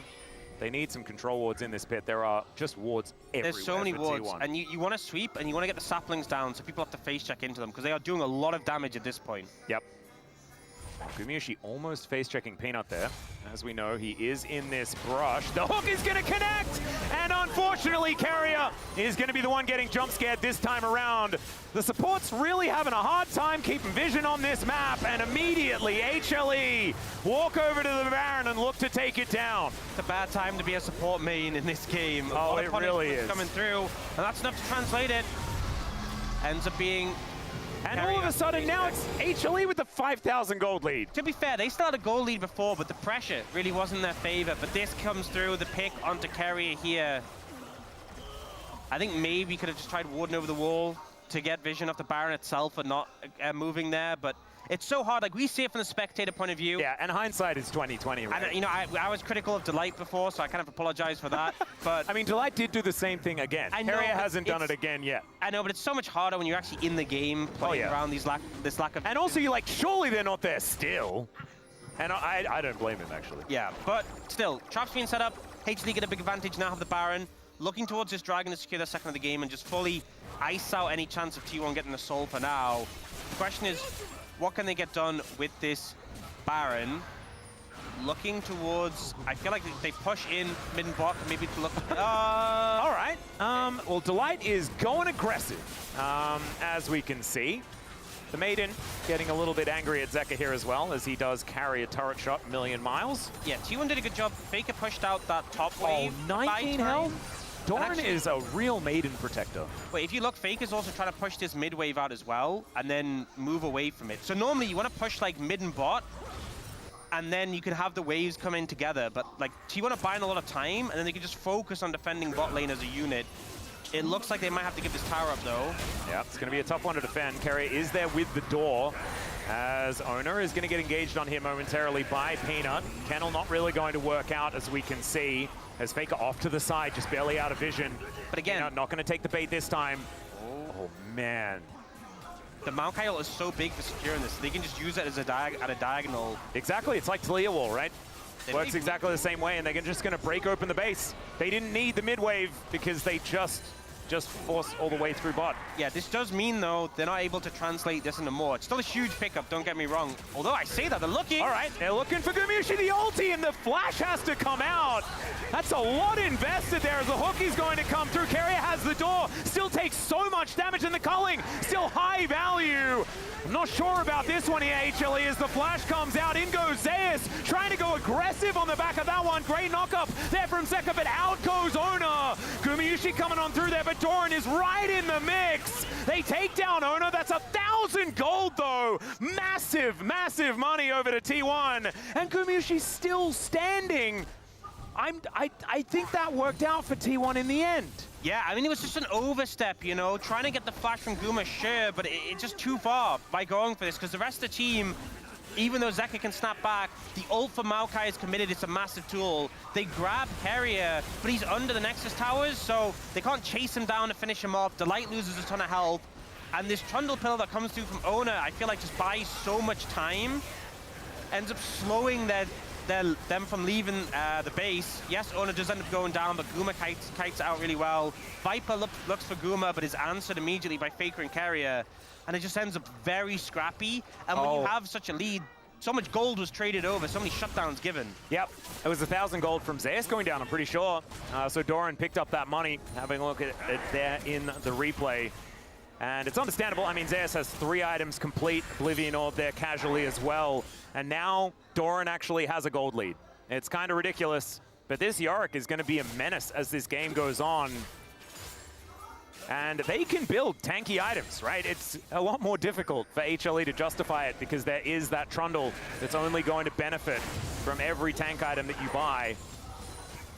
As HLE still putting their foot on the gas. As you can see, money still in favor of Zeka and Viper. They don't have a Baron, but the threat of the Maokai Blitzcrank is so hard to deal with, and there's no good wave clear. You know, and everyone who wants to wave clear, like Annie or Lucian, has to walk up so far. So despite the fact that HLE don't have the Baron anymore, they're still getting this pressure down. These tier 2s are just so easy to pick up for them. It's kind of crazy, though, because it's still a 5,000 gold lead. That, like, since the start of the Baron, nothing's really changed. We'll see whether it does here, as the Nature's Grasp is going to come on through. They look to take down the Braum first, and he will get taken out, but the trade might be that Gumayusi just barely survives, and he even gets the redemption. Zeus not going to be as lucky, as he is going to be flattened by Doran once again, but Zeka looking for that angle one more time. Faker goes golden. The Soul is still unbound. He finds so many knockups, but can we finish some kills? Here HLE is Viper, so incredibly close to lose, and Doran secures it. And you need to to finish your kills, HLE, as T1. These health bars are just being restored. The fact this was a 5,000 gold lead going into this, and again, T1 are managing to pull out these victories, surviving with slithers of HP in these situations. Zeka trying to get away. He's still a dangerous threat, though. Doran, I'm not sure you're going to be happy with what you find. Yeah, exactly right. Unbinds the soul here. There's the flash from Doran. Oh, nicely played. That was pretty cute, but Zeka is still dangerous. The teleport comes in. Can he actually take down Doran? No! Finds the Q, takes down this terrifying Yone. And now Gumayusi, he's going to cull him because why not? Nature is going to be grasping as well, but it's grasping at straws at this point. HLE, it's down to a 2,000 gold lead for them now, but it's 10 seconds until the Mountain Soul, but the Baron is up as well. Yeah, they have so many options to pick up here. I will say, HLE are moving over to try and defend the Dragon and stop it from being given over for free. That's Delight. Yeah. All right, T1 are going to try and just do both. And they absolutely can, because Zeka and Peanut are both still dead. I don't know if they can. Look at the base, by the way. I know that Baron recalls. Oh, right, yeah. That's it's going to be problematic. This is a lot of things to juggle right now. Yep. So Baron is going to immediately come on through. Guys, Could it be both? It's both Nexus turrets. They do respawn. They do respawn now. But you don't feel too good. Oh no! The Maiden! Doran almost blocked his own Maiden. Okay, Maiden can walk through, I but think they can deny this. Okay, Peanut's on his way. He's a while away. This is just so hectic. Yeah, so they can deny the soul, but T1 now still have Baron for another 2.5 minutes. Okay, gold is now basically even. Yeah, 100%. They deny the soul. I think that is still, it's a silver. Do you know what Mountain, like every Mountain Drake does though? Just makes owner stronger. I mean, I think you'll still take it. Yes. But that 5,000 gold lead gone. It is just gone. So, you know, it's not too much of a positive, but at least they denied the soul. But T1 picked up a massive advantage off this. I'm going to see that fight again. I think the problem is that committing to this under turret where they can't go forwards more. It's like, yes, they can take out the Braum, they can put pressure on Guma, but they're so limited in how far they can go forwards. And eventually this extended chase comes through. You know, Peanut's already low. Zeus goes down. The pillar value is massive. And Zeka, he's getting a lot of value, but it feels like he's the main driving force for this team. Oh, the stun. It was Faker onto Viper. That's what finished him off. Yeah, and then the little ghoul who could. Yeah, manages to get that work done. As T1 now with this Baron, the gold 100% even. It is now going to tick towards T1 as Gumayusi gets that last hit on the inner turret. But by no means has anything been decided off either of these Barons. I think it's going to be a soul fight that might decide it here. But I tell you what, if you're an HLE fan, I would be nervous. Because, I mean, T1 they're probably going to have 2 actual smites, but then there's also Gumayusi, who's basically just a walking smite as a person. Yeah. And Peanut hasn't been all that reliable recently. Mountain Soul is a huge deal as well. This game just feels so tense. It is. We could have another one. It's a big if. It really just comes down to HLE. I feel like it comes down to Zeka. He's been having a great performance on the Yone, but it just feels like finishing off those kills. Yeah. Finishing off those low health targets. That's been the difference. That's been the deciding factor. People surviving with just tiny amounts of HP again and again. So these pivotal moments in these fights, and also just Doran. Yep. He's 6-3. He's yeah. He's 4,000 gold in the lead now. He is vibing. What the heck? That is a massive advantage. He is very strong. Well, Faker just out of hook range here as Delight walks on over to defend his control ward. We'll be able to do that at least. Problem is this ghoulie guy that has this wave pushed in mid. Still no Nexus turrets, which is still a little bit yeah, Doran also worrying. has the Randuins, so I feel like the kind of transition is, okay, Rumble's not doing so hot into the Yorick, we can kind of send Zeka, but Randuins actually does a lot at sort of mitigating Zeka's damage. Yep. Who obviously is critting all the time. All right, well, Doran is now just going to park himself in bottom lane. And no, like, lone person can answer this guy. This is character growth, by the way. Look how easily he handles. Oh yeah, the Krugs are just not, like, he's got even more health after the We've Krugs. seen him struggle with those before. Yeah, I mean, you know? he is the Krug Lord, you know, he turned it all around. You were talking about character development, that's the arc. Yeah. He went from, you know, the Krugs schooling him to them teaching him their ways. And now he is one with the Krug. And it has made him even more terrifying for his opposition. At least that's my headcanon. Yeah, I like it. You know, you should get it on a paper. Yeah, we'll try and figure something out. As Zeka going to be able to answer here momentarily. 13 to 12 is the kill score. 3 dragons apiece. Huracan is there for T1. That's sort of helping them in a lot of these fights as well, you could imagine. They also have the upgraded boots. Yes, true. Feats of strength are good. But Faker has got 4 items. And Gumayusi just completes his 6th. Yeah, the GA is such a big pickup to have. Also for Viper, it's a little difficult because he doesn't have IE. So does he go IE or GA as his last item? Yeah, and the thing is, I don't know if he's going to get to the last item because Dragon is up in 35. We're on the map for this. Yep. This could be the last opportunity. There's the knock-up onto Doran. Can they actually secure this, though? That's the question. Zeka snaps back, but a lot of damage has been done. The ultimate's going to tag him as the Nature's Grasp will come through. Zeus groups back up with his team as Gumayusi's doing so much work. Finds the culling and takes matters into his own hands.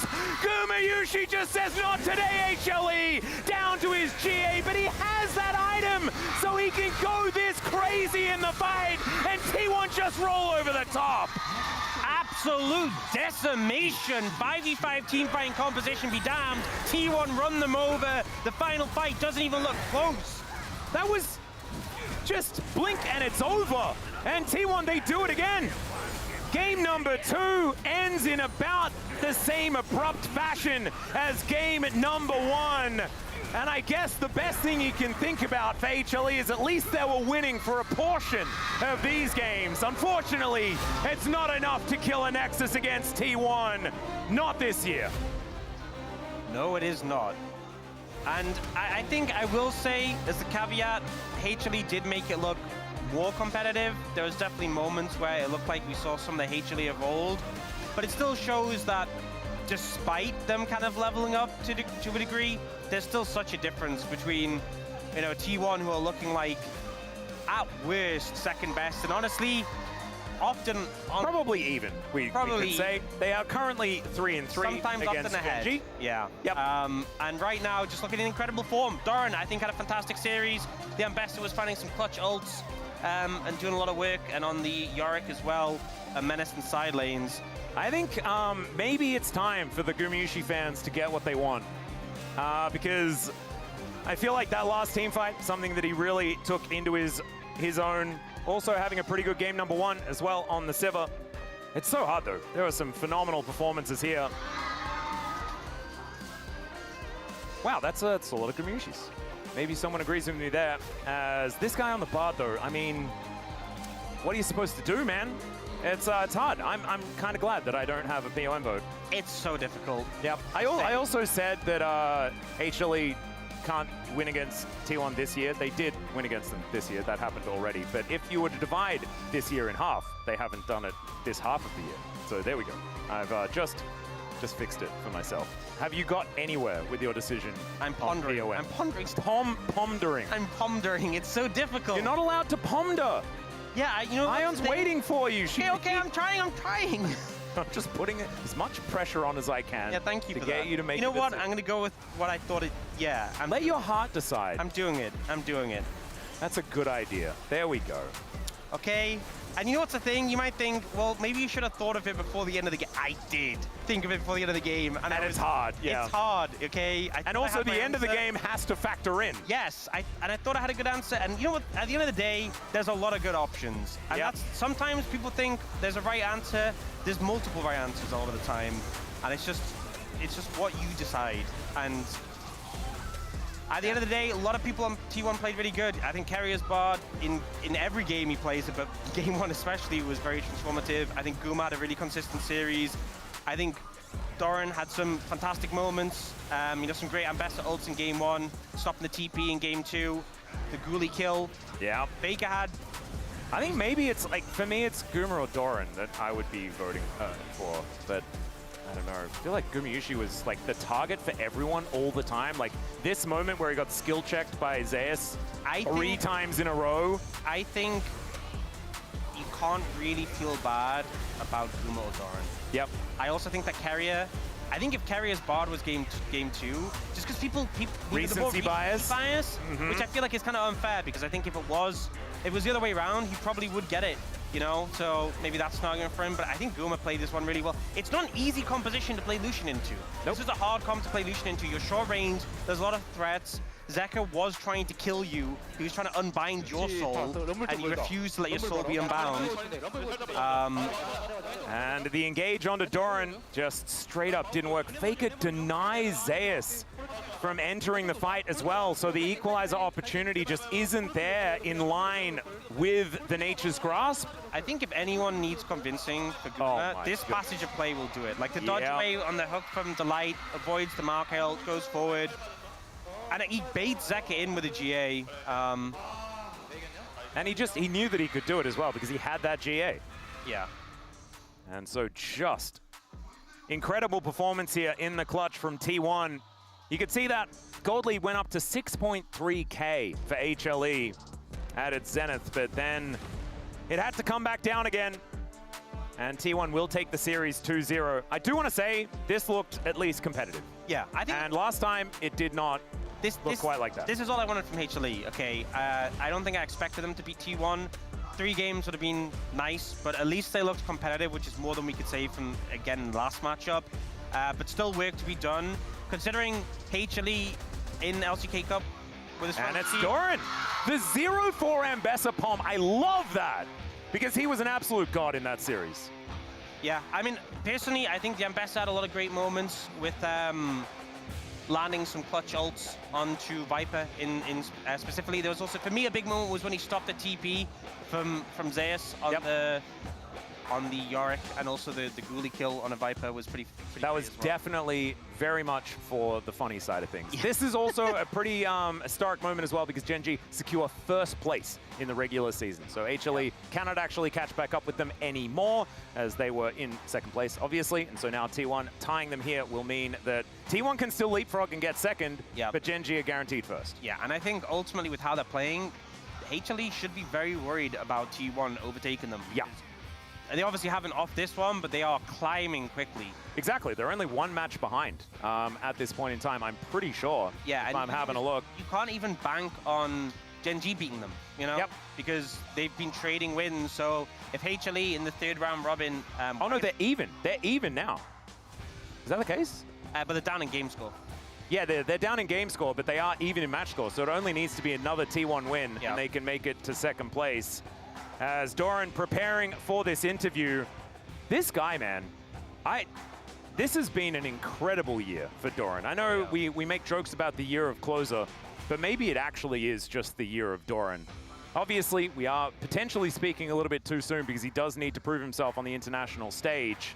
But still, I mean maybe he has kind of done that already. He has already done that, so I wouldn't even say he has to. Yeah, okay. It's been a pretty good year for Doran. We can just say, year of the Doran. So let's have a listen to him now. Thank you very much, guys. This is Jisun for the POM interview translation, joined by Doran on the side of T1. Congratulations on the win, Doran. T1 keeps on climbing up the Legends group standings. A very important match for the competition. How do you feel about the win today? Yes, we are still in a very fierce fight for the 2nd place. And I'm very glad that we managed to get a win today. In round 3 and 4, all of the matches that T1 won was actually 2-0s. How can you make this happen? You know, we had a very packed schedule. You know, we went to multiple international events.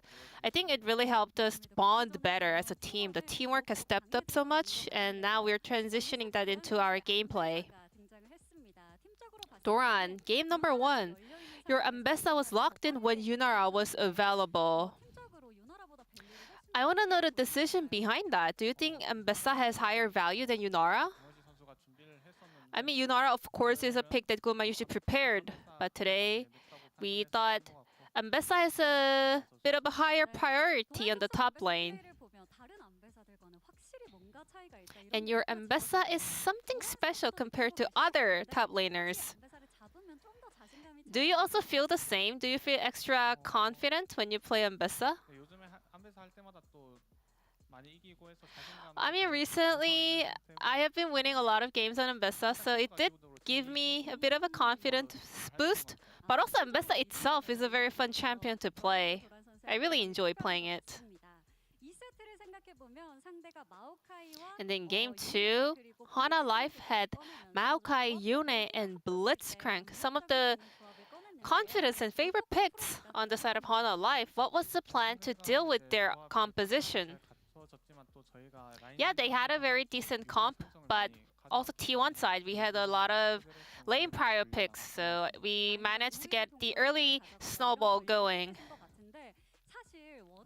In fact, well, T1 could not play the game as they initially planned because Hana Life had the lead in the majority of the game, and then about 40 minutes into the game, you made a huge comeback. Later on, there was a play where we managed to pick up so many kills on the top side. I think that was the start of everything. Or maybe even the getting a kill onto Corki on the mid lane. I think that's the point where we turned the corner. And T1, there's something just mysterious and magical about your play because sometimes you just make plays out of no vision. You know, the teamwork is something special. What kind of strength does T1 have in the Legends group? First off, our deep champion pool. I think it allows us to have a much more space when it comes to the planning and strategies. Now, T1 is tied with the same 18 match wins with Hana Life, and next opponent is Nongshim Red Force. What is your mindset for that match? We've been able to pick up a lot of wins in the 3rd and 4th round. I hope we can win the rest of the regular split matches in order to climb even higher. And this will be the end of the Doran interview, and I'm gonna pass it back to the space. Thank you.